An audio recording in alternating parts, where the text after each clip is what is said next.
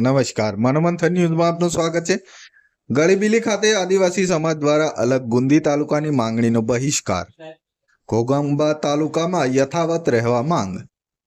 હાલ પંચમહાલ અને દાહોદ જિલ્લામાંથી કાલોલ ધારાસભ્ય દ્વારા અલગ ગુંદી તાલુકાની માંગ ઉઠવા પામી છે, ત્યારે ક્યાંક ખુશી તો ક્યાંક ગમ જેવા એંધાણ સર્જાયા છે।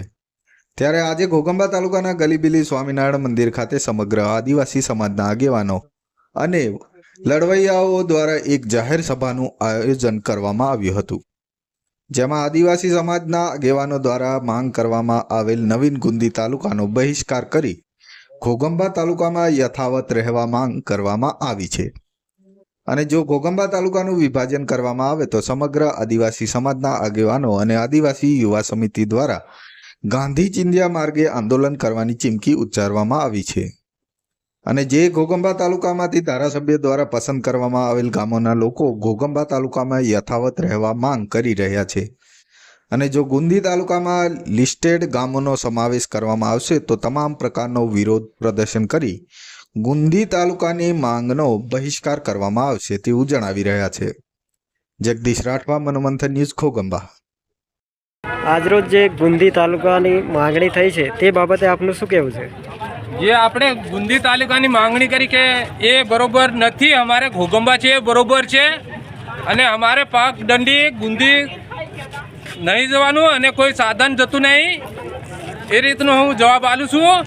અને જે અમારે હતું ને એ બરોબર છે। ઘોઘંબા વડોદરાથી આવે તે કામ થઈ જાય, અહીંથી જાય તો થઈ જાય, શાકભાજી લાવવું હોય તો થઈ જાય, ગમે ત્યાં જવું હોય ને તો અમારે ત્યાં કામ થઈ જાય। આપનું નામ? આપણું નામ ચેવજીભાઈ બંદરભાઈ ગમાણી।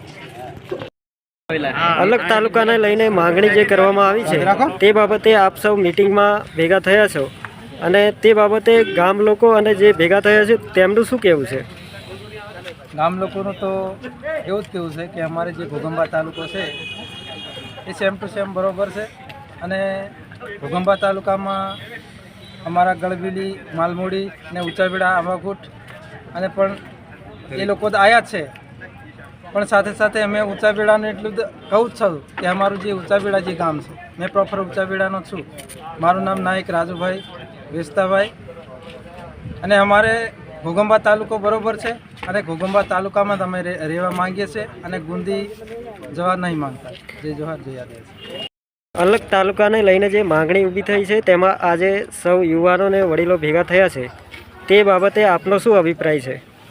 મારે તો એવું કહેવું છે કે જે અમારા ગામડા ઘોઘંબા તાલુકાની અંદર છે એ અમારે ઘોઘંબા તાલુકામાં જ અમારે જોઈએ છે અને અમારી આદિવાસી વસ્તી ધરાવતો વિસ્તાર છે, એટલે જે અમારા ગામડા છે એ આદિવાસી તાલુકામાં જ અમારે જોઈએ છે। અને અમારે ગુંદી તાલુકો બને તો એમાં કોઈ પણ વ્યવસ્થા નથી, અમારે જવા માટેની વ્યવસ્થા ના હોય, ત્યાં આગળ કોઈ સિટી નથી, એના માટે અમારે ઘોઘંબા તાલુકાની અંદર જે પણ વસ્તુ જે પણ જોઈએ અને જે અમારી કામગીરી હોય એ અમારે સારી રીતે થઈ શકે છે, એટલે અમારે ઘોઘંબા તાલુકામાં જ રહેવું છે અને અમારે અમારા ગામડા ઘોઘંબા તાલુકામાં જ રહેવાનું। આપનું નામ? મારું નામ છે રાઠવા કરણસિંહભાઈ પારસી, ગામ? ગોડલી।